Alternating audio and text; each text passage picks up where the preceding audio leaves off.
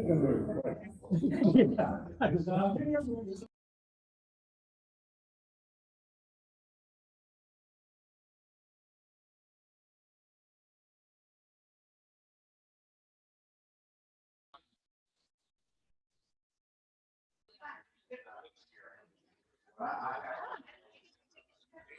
guys are all quiet already. Good morning. Okay, we do have people online. That's good. So thank you to Dave Rapp for being our greeter this morning. Did Dave make it back in? Yeah, great. Wendy Weaver, original Wendy Weaver. You're doing our reflection this morning. Yeah, Wendy P. Weaver, let's go. If you guys didn't know, we have another Wendy Weaver who will be joining us, who's also from Pennsylvania, a current past president of her Rotary Club. She's up here. She's tall. You should be able to see her. Sometimes yours is a little drabby, so that one was good. Please sit.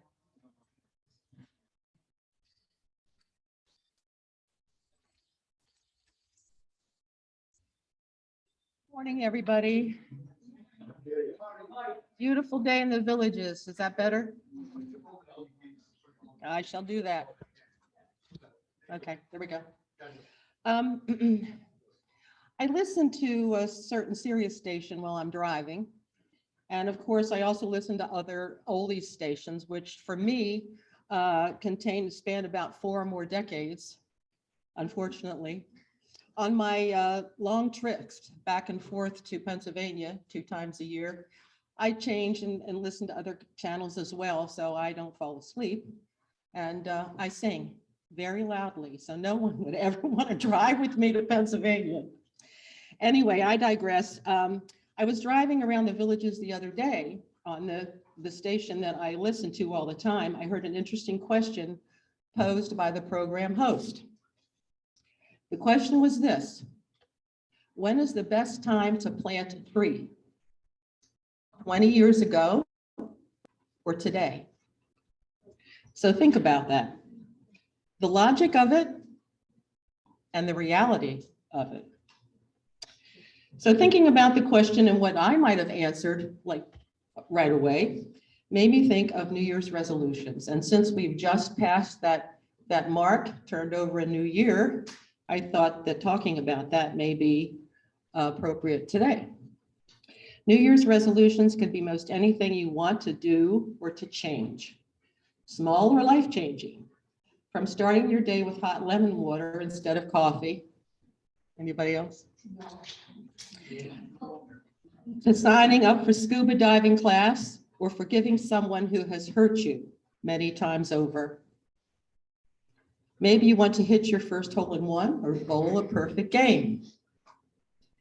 I imagine that New Year's resolutions are often about things we have wanted to change about ourselves or goals we have wanted to meet and just never have.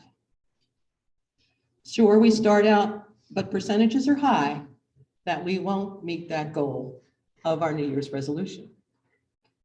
So thinking about the original question, when is the best time to plant a tree? Is it 20 years ago or today? Logically, we would say 20 years ago. But in reality, the answer would be today. For today is better than tomorrow, and we will never be able to turn back the hands of time. That's it.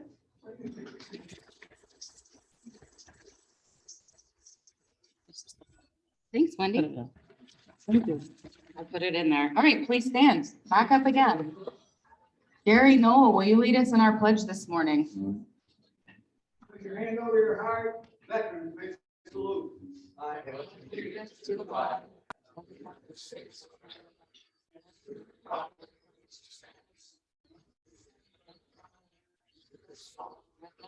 And justice for all. Thank you. You can sit back down again. This is like Catholic math. We'll only get up and down a few more times. All right, Phoebus.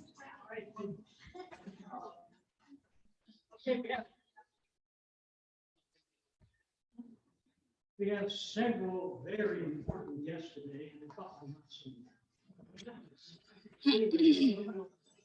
You saw Wendy Weaver who just make a reflection. That's Wendy number one. We have a Wendy number two. Wendy, will you stand up a moment, please?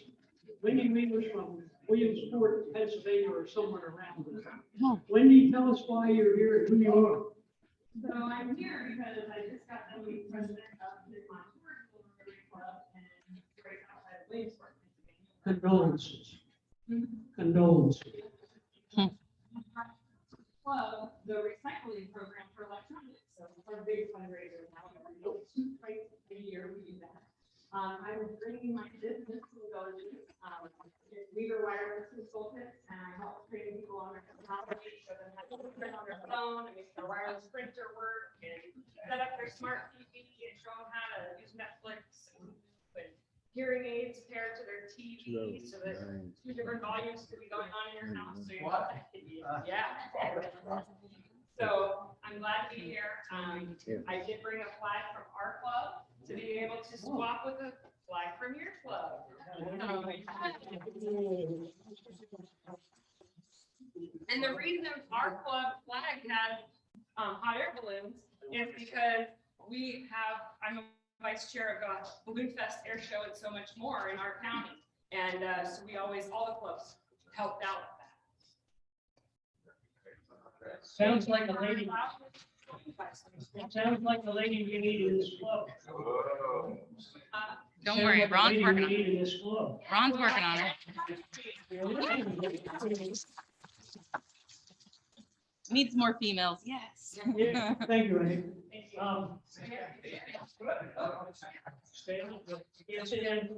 Jim McGraw was our speaker today. Stephanie will announce a little bit more about this. Jim, you got to say that. Yeah. Good morning. Good morning. The well-dressed speaker. Karen Brother. Where's Karen Brother? Then back up. Karen, who are you and why are you here? You're from California?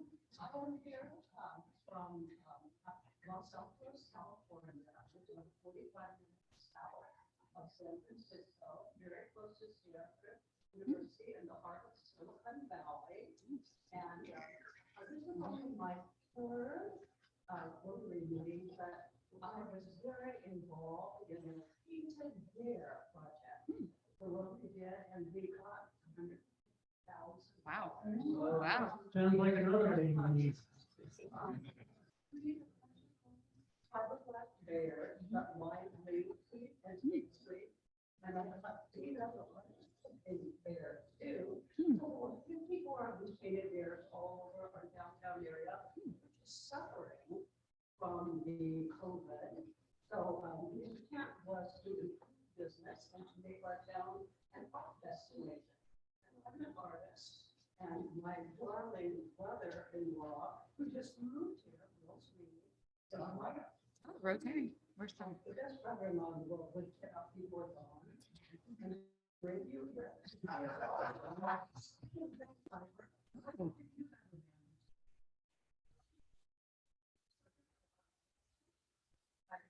Beavis. Beavis. And you just run here, and I swear it's so. It's a lot of money.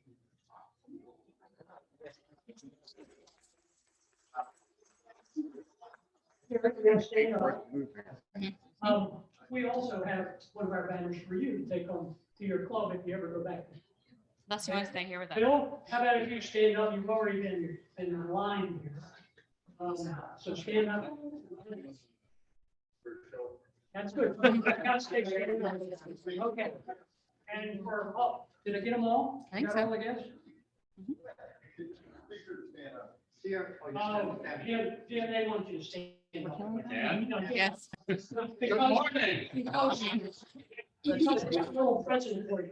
1, 2, 3.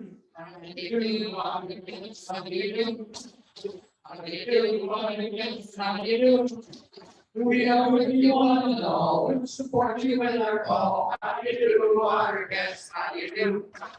Now you've talked enough, sit down. Thank you. All right. If you pull out your yellow tickets, we'll do our 50-50. If you're a member of the club and you draw the Queen of Hearts, you get 50% of the money that's in the pot, which means you'll receive $2,093 if you win. If you're a guest and your ticket gets drawn, quickly slip it to the person next to you for a 10%. No, you only get $10. What? Slip it to the Rotarian next to you for a fee. All right, so no one paid me off this morning, so let's see who gets the ticket. 008086. Oh, Kathy, all right. Come on down. And there's the cards. There's a card. Enjoy yourself. Boy. Good luck, it's in his pocket. Reach over there. Oh, I don't know. It's looking awful good. Uh-oh. Here we go. You got it. Queen of Diamonds. Oh my gosh. I saw the red. I got excited. Close. Okay. A couple quick announcements before Jerry gets up here. You may or may not have received a text message from me on Tuesday. Because we're trying out something new through DACDB. Like, let's say something changes and you're not checking your email, you'll receive a text message from myself, Phoebus, Smeltzer, or Marcia. They don't even know they have those jobs yet, but they do. So it'll come through on your phone. So if you saw some weird like 855 number or whatever it is, you can save that as our club number. And if you didn't get it, come and see me and we can check how your information is entered into DACDB. The second thing is I need 5 people to volunteer with themselves and their partner or spouse to do a quick little interview for our Valentine's Day video. If you were here last year, you saw we did a fun little video and hearing about, if you ever saw When Harry Met Sally, not the salad part, but the part where it cuts to the couple sitting on the couch and they say, oh, well, how did you meet each other? How long have you been together? What piece of advice would you give? And your little story. So we did that last year. It was fun. We're gonna do it again this year. So if you'd like to volunteer, come see me. Happy dollars, go. Good morning, Rotarians, friends, guests. How y'all doing today? Unbelievable. Oh. We gotta keep it short today because you got a lot to get in and I want to get everybody out of here by 8 o'clock. So let's start with anybody come in late. Who's leaving early? Who does not have a badge or a pin? Charlie? Thank you for your donation. Pete, thank you for your donation. Anybody celebrating birthdays and or anniversaries? I have to admit, I don't have to do. Oh. You did a bad thing, Louis. Don't I get to do this first time? I'll pay you when I pay you later for some of them. Sure. Anybody celebrating a birthday or anniversary? Okay, happy dollars, sad dollars, indifferent dollars, promotional dollars. You got something to say, stand up. It'll cost you a minimum of $1. I'm gonna start with Mr. Phoebus. I have to confess, I don't have my fee, I don't have my pen, I don't have my badge. And apparently, somebody found my face in the paper. Yeah. 3 times, 3 different places.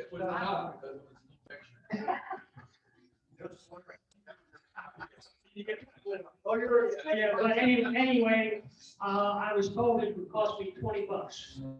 Bert Holmes said it was $20 worth, so that's what you get. Hey, everybody. I want to congratulate all you Buffalo Bills fans for the big win over the New England Patriots the other day. Congratulations. I hope you go all the way to the end and win the Super Bowl. Thank you. I think I hope that your opponent in the Super Bowl will be the New England Patriots stuff, which is the Tampa Bay Buccaneers. The other dog I want to give is I completed my tax preparation services for the AARP volunteers here in the villages. I've been doing it now for 11 years, and it's a free service, and I hope people here that if you're interested, sign up, and you can get tax returns done by about 110 counselors like myself. I've been doing it now for 11 years. Thank you.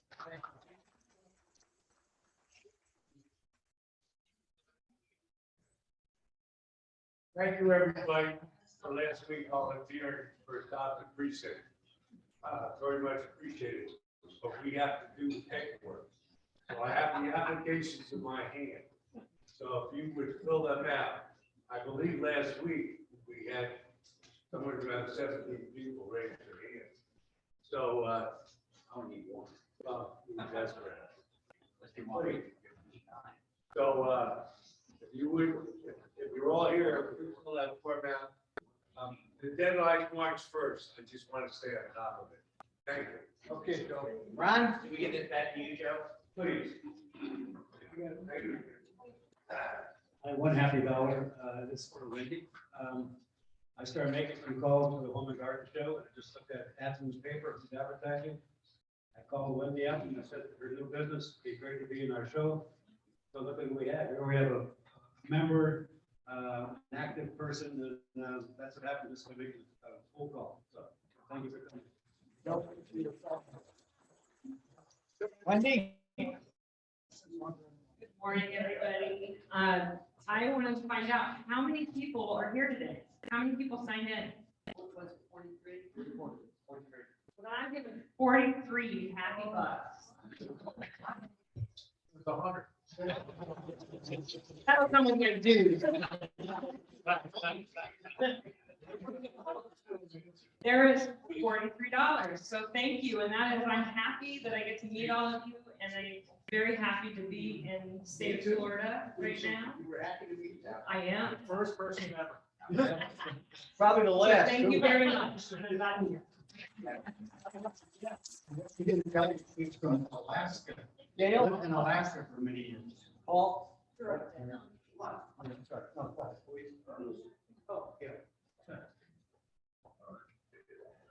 One, two, three, back. Anybody else? Anybody on Zoom? Glad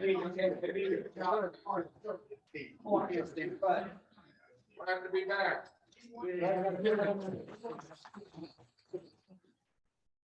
Anybody else?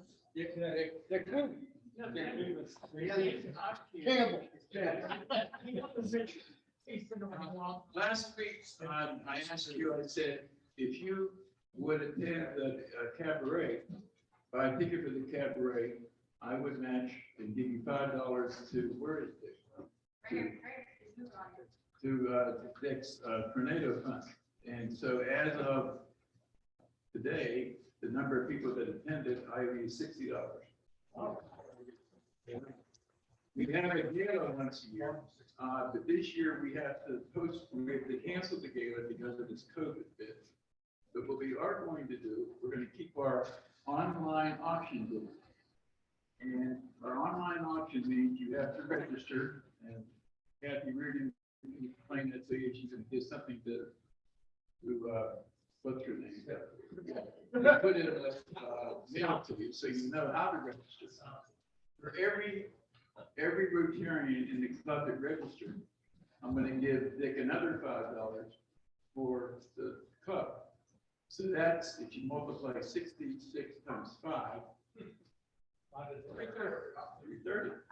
And I was sharing this with Mr. Wall. Why? And Mr. Wall said, you know, Dick, that's a great idea. I said, well, then why don't you match it? And he said, well, Dick, I can't do that. He said, I'm old, I'm on Social Security, and I'm decrepit, and my mind doesn't work well. And I said, well, Pete, we all know that. That's not a secret. But Charlie was listening to me talk to him. And Charlie says, Pete, I'll help you out. I'll match what you have. So now you've got $10 Nice. for 660 members if they show up and register. So Kathy, get with Steph, get the information, and should help your program. I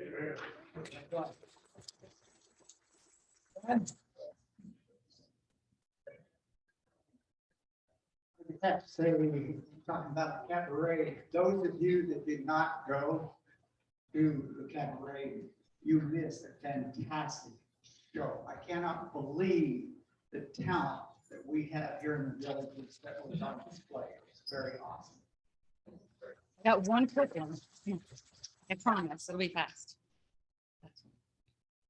Come on, Paul, come on, Paul. I don't want to get in trouble again. I've got one happy dollar, because since you're mentioning football, so I'm not a very good singer, but BUCCANEERS, go Bucks. So, there you go. Tampa Bay Buccaneers, why are you looking at me like that? Okay. Well, you mentioned one other thing about the tornado.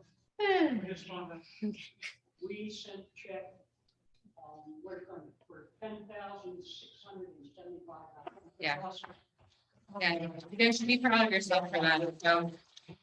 And the last thing is that myself, Jim, Ben, and Ron met with Chelsea, who is our representative for the Village's Entertainment Department. We are having the chili cook-off, home and garden show, and craft beer festival with no restrictions. So I know Jim has already reached out to his volunteers, but Ben and myself will be getting with you for setup, cleanup, and also wristband sales. So we'll have those coming out to you, assignments that you can pick which times work best for you. If you're a morning person, sign up for the morning. If you want to come in the afternoon for cleanup, please do that as well. So there you go. Todd? Yeah, I just wanted to mention, for those of you who are fairly new to the club and visiting today, Charlie Smith and Steve Wall, this is their second time back to the club fairly recently, and I know that, oh, and Mr. Campbell as well. I'm sorry, I haven't seen this in a while. But anyway, if we could take some time, sometime in an upcoming meeting to introduce the club to those three gentlemen, I think it might be useful for the club to understand what they've done for this community over the years and how grateful we all are. So Charlie and Pete were founding members of the club, and Dick's very involved in the hospital foundation. So, thank you. Anybody on Zoom? Okay, I have a happy dollar. Go Bill. And if we end up against the Bucks, Good luck. good luck to the Bucks. We need it. It's a wrap. Thank you. Oh, wow, yeah, Packers. We need the Packers to lose, so Tampa Bay doesn't have to go there. I know, I'm like, ugh.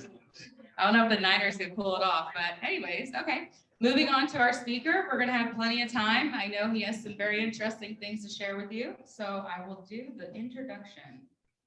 Let me pull that back up here. Okay, today oh man, I might need glasses. I don't know if I can read this, it's tiny. Okay, there we go. Woo. All right, our speaker is Jim McCraw. He has been the editorial public relation and publishing professional since 1962. He's a former editor-in-chief of Hotrod magazine and Superstock magazine, and former executive and editor of Motor Trend magazine. With early experience in business publishing at, sorry, I messed up my thing. I can't see now again. Darn it, I'm gonna be 40 this year, so I think I can't see anymore. With early experience in business publishing in Chilton, Colorado, and Philadelphia. He's an expert in field photography, writer, editor, and copy editor, and proofreader. He won awards for coverage of motorsports and twice has been a finalist for the prestigious Ken Purdy Award for automotive journalism. His public relations experience was acquired at Ford Motor Company in product launch, motorsports, European product launch, heavy truck, tractor, and implement, as well as minority affairs. Whew. He has been a freelance writer and photographer since June 1990, writing for publications including Popular Science, Field and Stream, Popular Mechanics, the New York Times, Car and Driver, Road and Track Specialist, European Car, Sports Car, International, Auto Aficionados, Vintage Motorsports, The Star, Winding Road, NewCarTestDrive.com, Engine Technology International, and others. Wow, that's amazing. That was a long breath there. He has competed in a number of road rallies from New England to California and remains an avid motorsports fan. Please help me in joining this very honored guest of ours, Jim McCraw, to the front.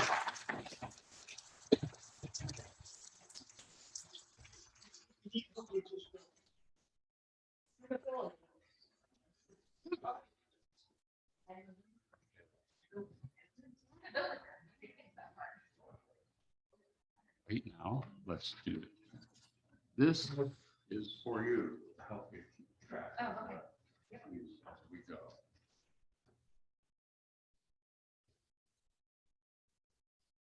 Thank you for that amazingly too long introduction.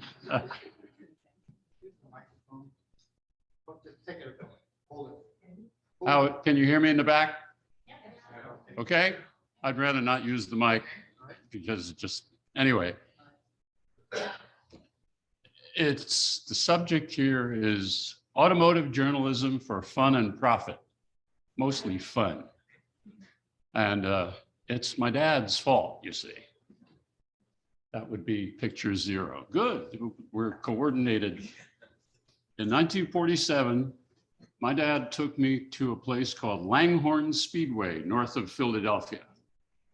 And in a sea of passenger cars that at that time were black, gray, navy blue, you could see cars like this, painted, no exhaust system, chrome, loud.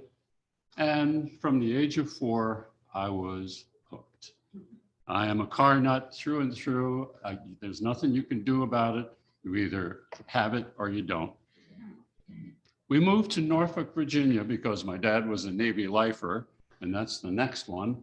And he took me out one evening, well, fairly long ride. And I said, where are we going? He said, you'll see when we get there.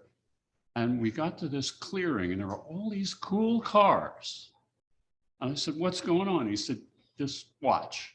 So a car next, a car very much like this one. Oh, yeah. Was sat in the highway next to a 36 Ford Coupe. And the next thing I know, they all went down the road. I said, what is this? And my dad said, that's drag racing. I said, cool. So I had the car thing and then I acquired the drag racing bug. And the next thing he did for me was he took me to a whole bunch of these different bull rings in and around Norfolk, Virginia. There were 1/4-mile dirt tracks and they were called jalopies. And so if you sat close, you ended up completely covered with dust at the end of the night, but everybody loved it. And it was cheap and it was loud and it was colorful. And so I was attracted to that kind of stuff. Oh, and next, Dad also acquired motorcycles. So what's a kid gonna do? You know, I just grew up in this. And I had my first story published when I was in junior high school. I wrote a story about drug addiction for a class.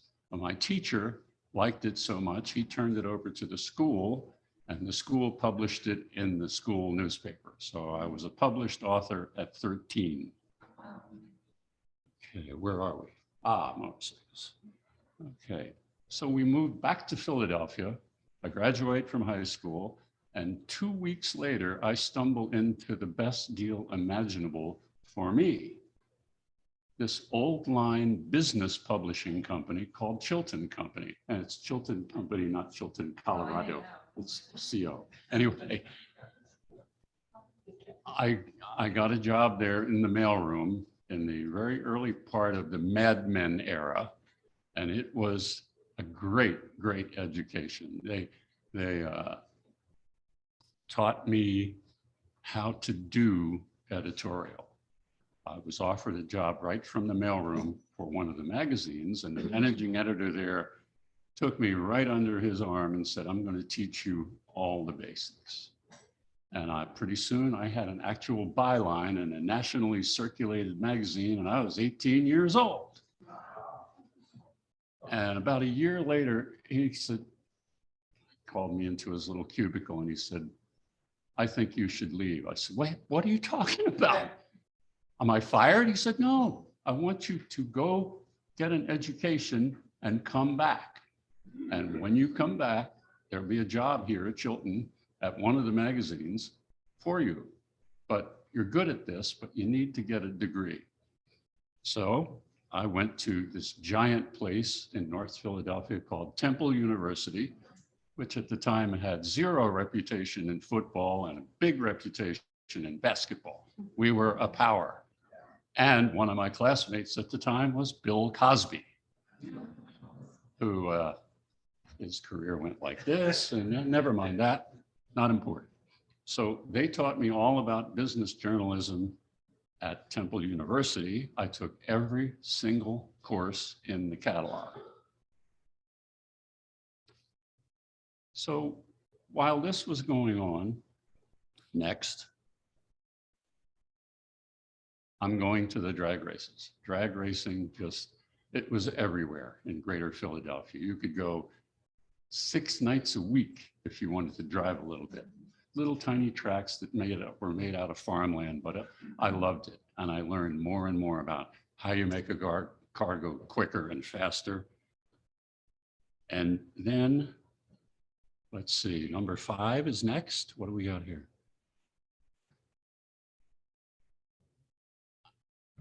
That's a version of the kinds of cars that I was dealing with. I was in drag racing journalism from 67 to 73. Yes, ma'am. Higher, louder. Okay, I'll keep it up. And I was constantly involved with cars like this, and I got a really, really good offer. A guy called me from California and said, look, we've been watching you for a few years. We like your act. We know you can do this. Why don't you come out here and work for Hot Rod magazine? And that was in the fall of 73.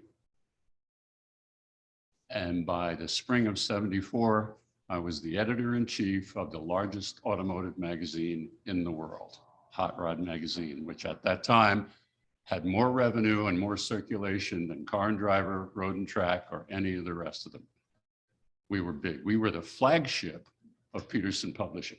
Mr. Peterson started the magazine in 1948, and no matter what, the company was awash in enthusiast magazines. We had Carcraft, Hot Rod, Motor Trend, Skin Diver, Hunting, Guns and Ammo, Teen, this all about enthusiasm and youth and recreation. And there I was in a building on the corner of Sunset Boulevard and La Cienega, and my apartment was on Hollywood Boulevard, and I thought I was really cool.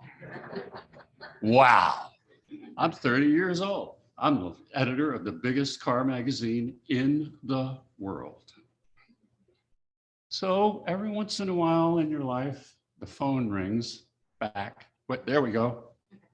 I was minding my own business when the phone rings and the new editor at Motor Trend says, why don't you come up here and write for adults?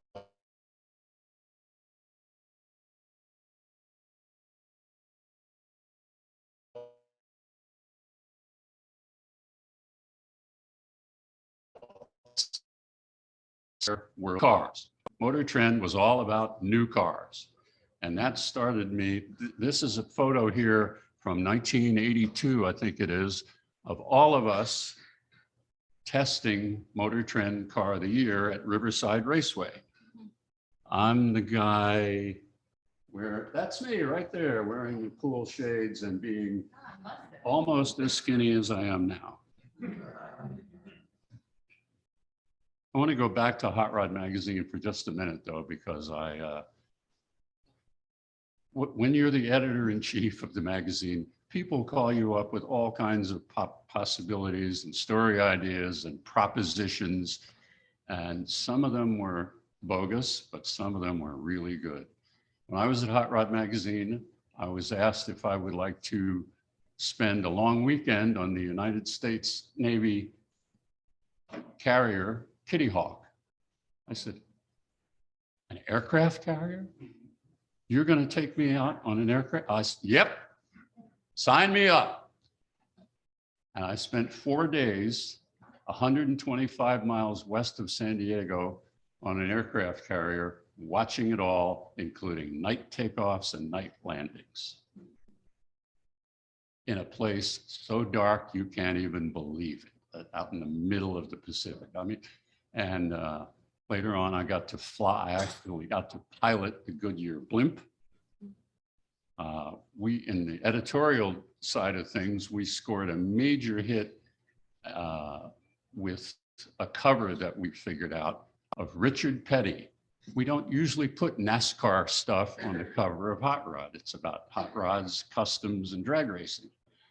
But we put Richard Petty and his entire crew and the car and an Irish setter on the cover of the magazine. And before it came out, we called every distributor in the entire Southeast and said, you better order more copies, fellas, because Richard's going to be on the next cover. And it went, set an all-time record for single issue sales. So we did some pretty cool things when I was at Hot Rod. And then when I got to Motor Trend, with all, you can see, we had endless supplies of brand new cars to test, photograph, evaluate, do mileage tests on. This is what we did every day, except when we had to go someplace, and we went everywhere. When I was at Motor Trend, I made 33 trips to Japan myself. And there were other guys on the magazine that did the same sort of thing all the time. So let's see, Motor Trend we have here. Yeah. The car companies then and now, they want you to come and see their new product. So they're willing to entice you with an airplane ticket and a hotel room. So why wouldn't you go? Especially because there's a story at the end. And that's the reason why I went to Japan 33 times. I have to tell you a little secret. My editor at the time was this tall. And he went to Japan and he was looking up at people and he didn't like it. So he never went to Japan again. He said, from now on, you're the tallest guy on the staff, you're going to Japan. And so I did. The first time I went to Japan was in 1975 because I was the only person at Hot Rod Magazine that had a license to ride a motorcycle. And this invitation came in the morning mail.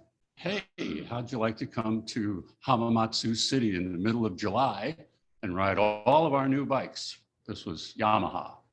So I flew all the way to Japan with my leathers and my boots and my helmet and my gloves. And we went to the test track and we said, here's all the new bikes. And I was there with a bunch of journalists from the motorcycle magazines. And we all had a great time until about 10:30 in the morning. Then it started to get really hot. You can't imagine what it's like to be in Japan in July wearing leathers from here all the way down. It was really hot, but I thought, I got a free trip to Japan. This is really cool. Well, things changed a whole lot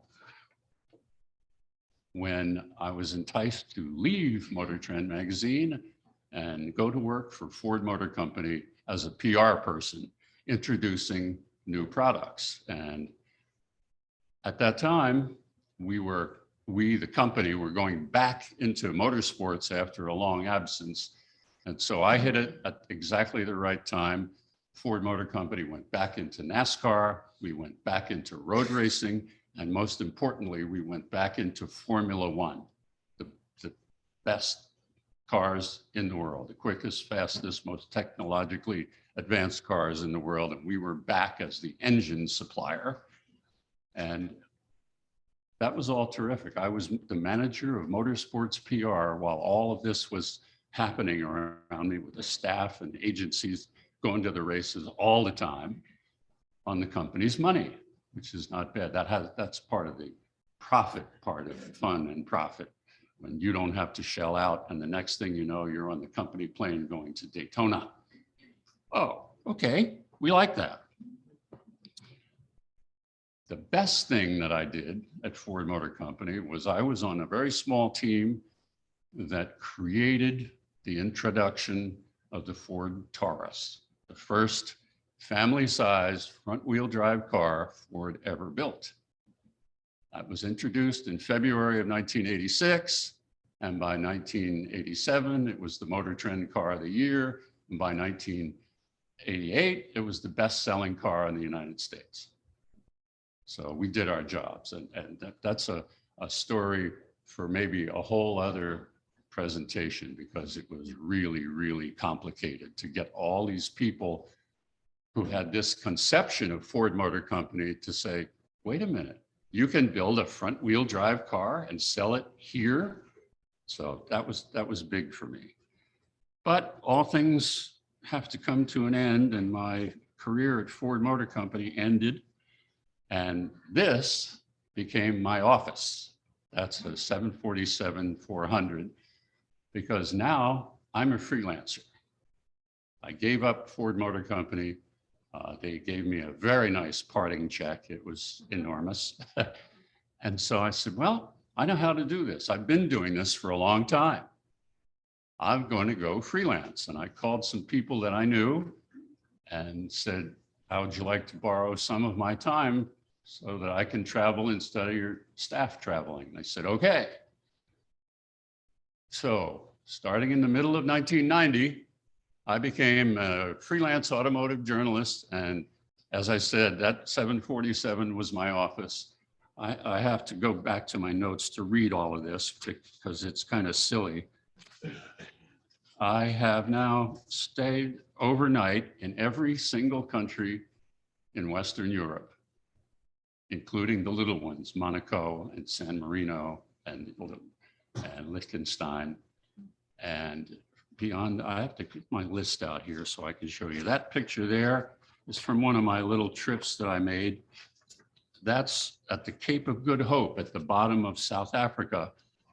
They invited me to go over there and drive that thing, which is a AMG Mercedes McLaren that costs $450,000 each. That was the longest trip I think I've ever made from home base in Detroit, because we had to go to Atlanta, then New York, and then to Johannesburg, and then to Cape Town, and then we got to drive the car. But it was a fabulous experience. So in addition to my travels to Europe and the 33 times I went to Japan, I've also stayed in Iceland, Korea, Brazil, Slovenia, Kazakhstan, China, Mongolia, the Canary Islands, the Balearic Islands, South Africa, and Lapland, which is as close to the North Pole as you can get. This is another trip that I made because I said before I ride motorcycles. BMW said, hey, we're introducing this whole new series of bikes. How would you like to go to the intro? I said, great, where is it? He said, South Africa. He said, sign me up. Riding a motorcycle in South Africa was one of the most freeing things I think I've ever done in my life.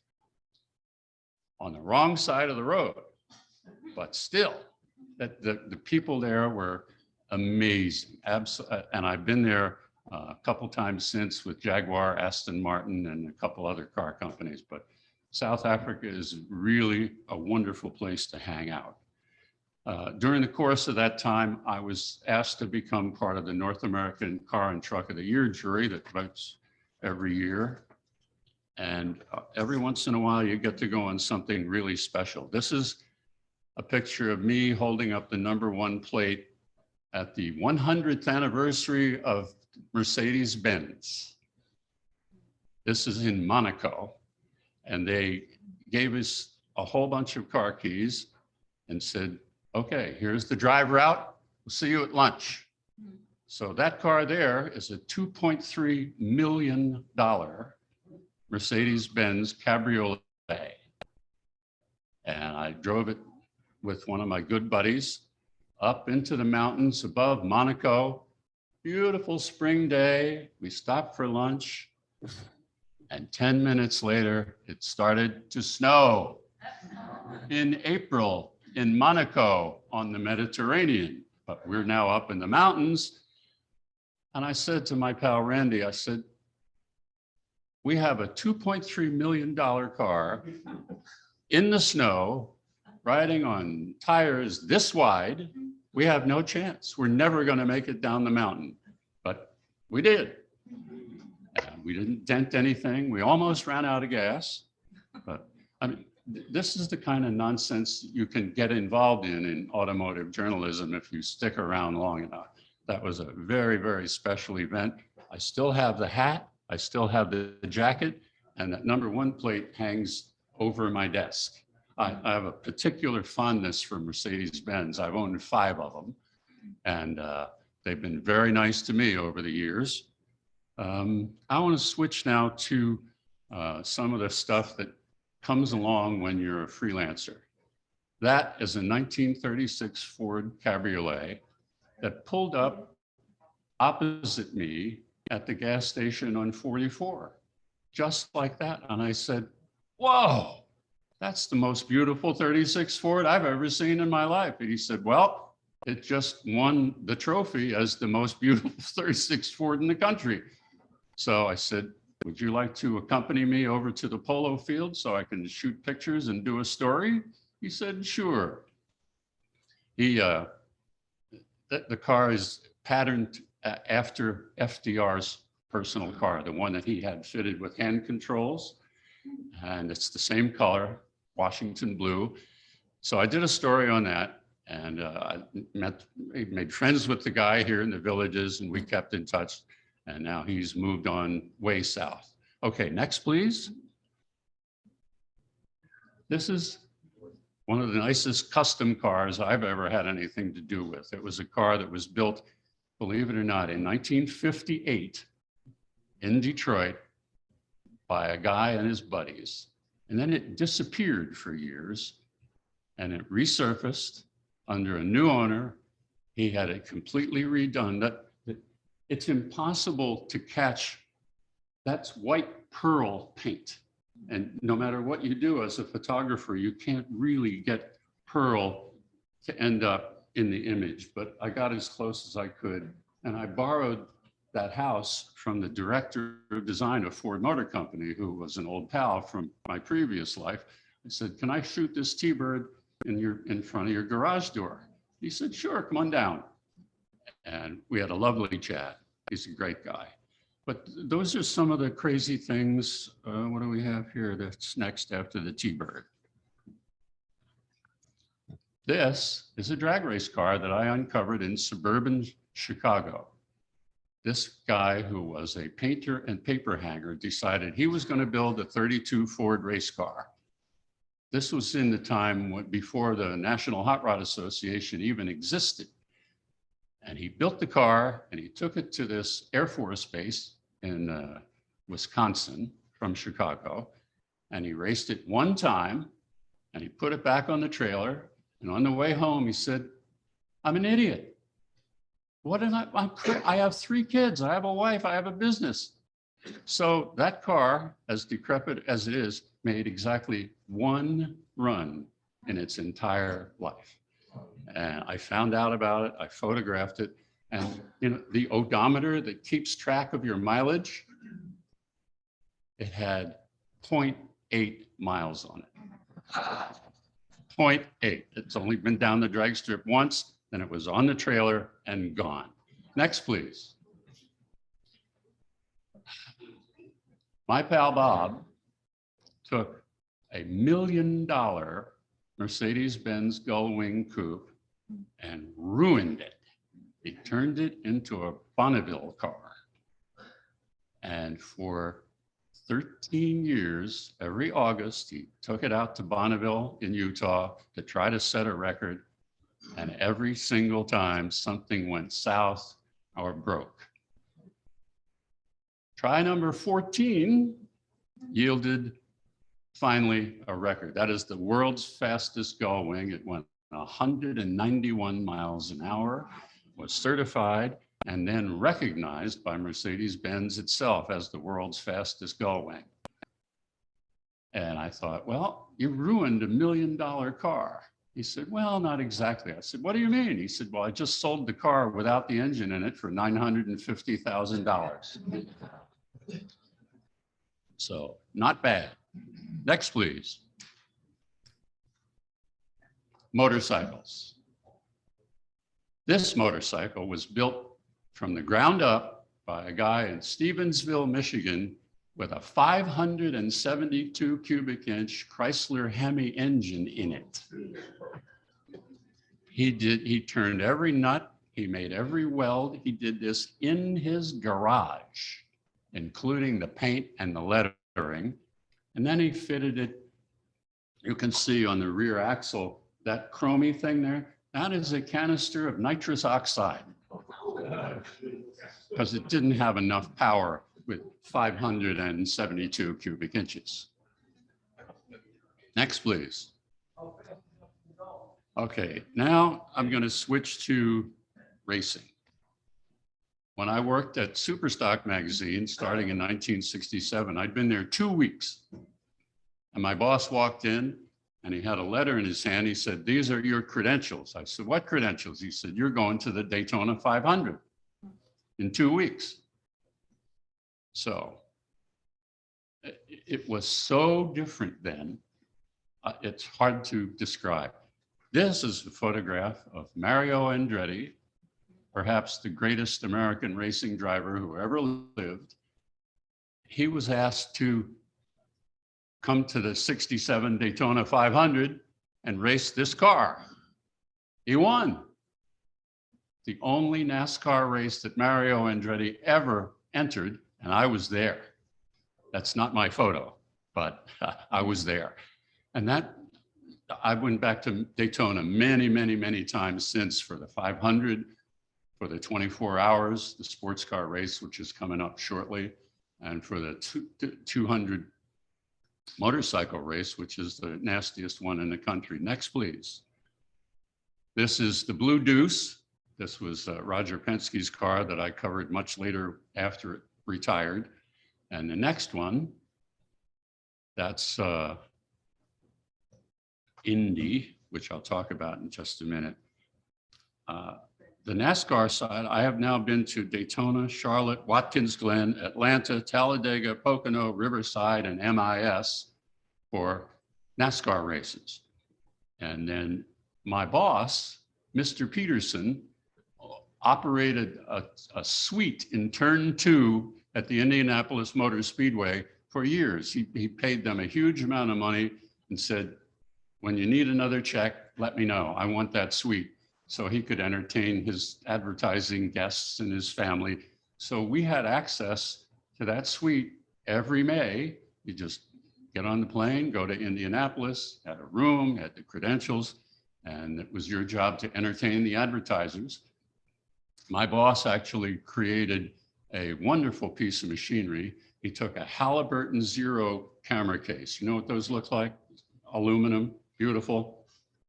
He opened it up and he rigged a blender to come up out of the suitcase, and it had salt, limes, and tequila in there.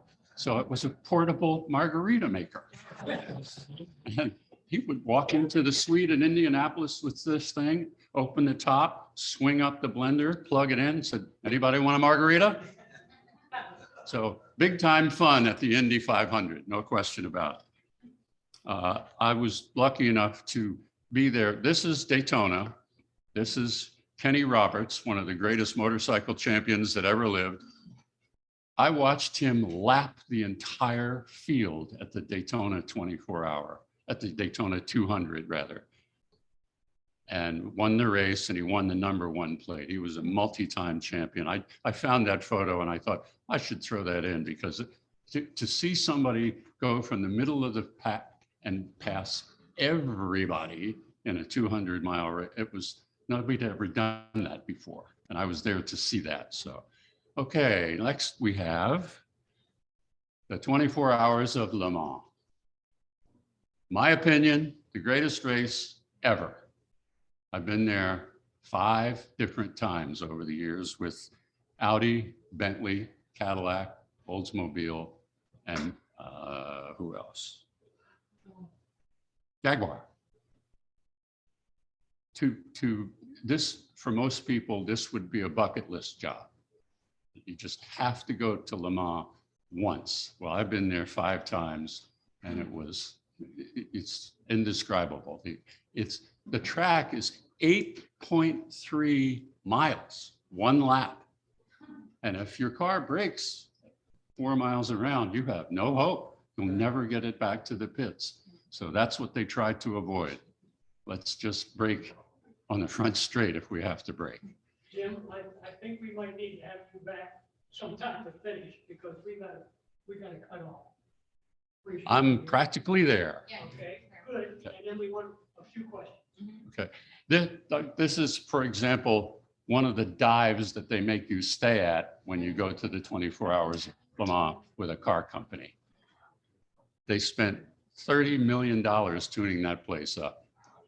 Okay, so this is vintage racing. This is vintage sports car racing. Next, vintage Indianapolis car racing, which I have covered. This was the Porsche anniversary. That's one of the fastest Porsches ever built right there. Next, this is the fastest car there is. This is called the Speed Demon at Bonneville. This little baby with one engine and 2 turbochargers went 460 miles an hour at Bonneville. 460 miles an hour. Next, please.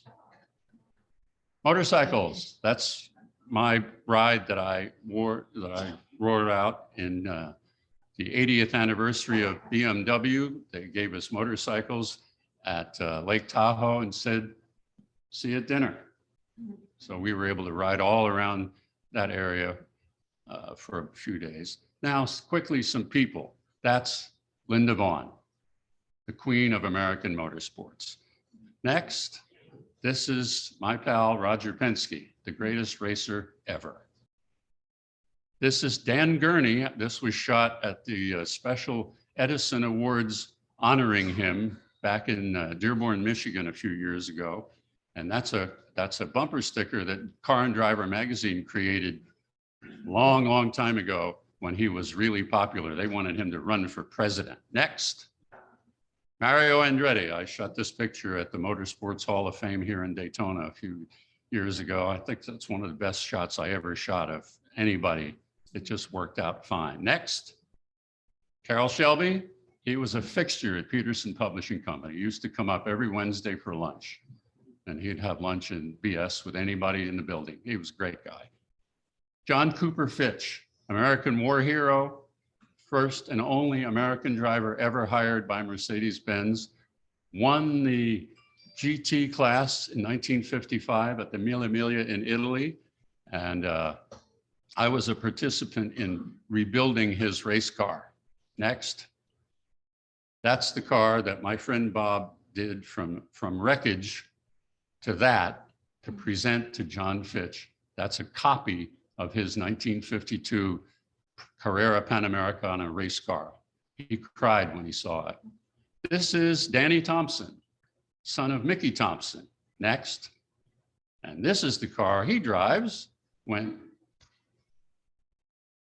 442 miles an hour and change, and put him in the poorhouse. This car was built in 1962 and was stored for 50 years until Danny got it out of storage, rebuilt it, took it to Bonneville, and set a record with it. I admire he's absolutely broke. He has not a nickel, but he got the record in his dad's car 50 years later. That's a story. That's what I live for, is I live for the story. Next, please. This is Mendy Fry, 47 years old, looks like an Italian countess, and this is what she drives. A fuel dragster. First woman ever to win a championship in vintage drag racing, and the only person to win it twice in a row. 47-year-old accountant. And this is the kind of drag racing that I do now, vintage drag racing. It's a fabulous sport. Everybody's got a lot older people are in their 80s now, but they still go, and we still have a great time hanging out. Next, please. That's my restoration project. I got that car for nothing, in bad shape, and in 2.5 years and $10,000, I made it look like that. And that's my tie to the Navy and to every time that the Blue Angels are anywhere close, I go see them and shoot pictures. The aviation is another part of what I do. Shoot, next. That's in the show. Oh, I had an alligator in there just for. Thank you very much. Thank you.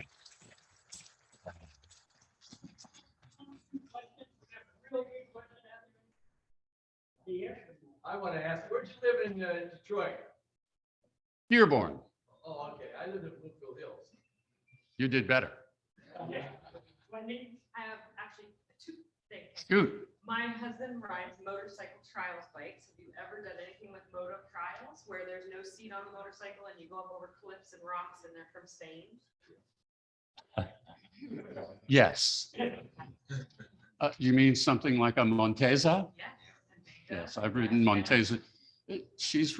Trials bikes have nothing. I mean, it's just a little tiny motor and you're on your own and you go up in the rocks, and if you fall over, you fall over, but it's very, very difficult. Second part of that question is I'm a powered paramotor pilot. So I run into the sky or have my trike go up into the sky. Have you ever heard of those?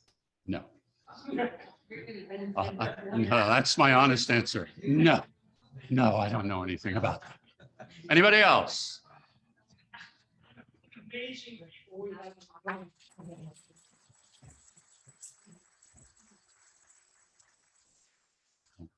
It's been a real treat to come and hang out with you folks for an hour and a half, especially when you have a guy like Dick telling you all the good stuff that you're all up to all the time. You never stop, do you? You never stop. And that is a credit to each and every one of you. I want to thank you again for your attention, for your interest. And where is he? That's his fault, Yeah, great. Yeah. right? Great. Wait till I see him at the next meeting of the Mercedes-Benz Club. My stick back. Yeah. Wow, thank you, everybody. Just remember, see Joe Nolan for your sign-up form. If you want to do a Valentine's Day interview, it is super fun. Come and see me, and have an email lookout for signups for volunteering for the Chili Cook-Off Home and Garden Show. So please. And the board meeting is right now in 10 minutes if you need to take a bathroom break after the meeting ends. So Ira, will you lead us on our 4-way test, please? I appreciate it. For all the things we do. Of all the things. Man, guys, all right, let's try one more time, all together. Ira. For all the things Here we go. they say. Is it the truth? Is it all the truth? Will build goodwill and better friendships? Will be beneficial to all concerned? And is it fun? Have a great day. Thank you.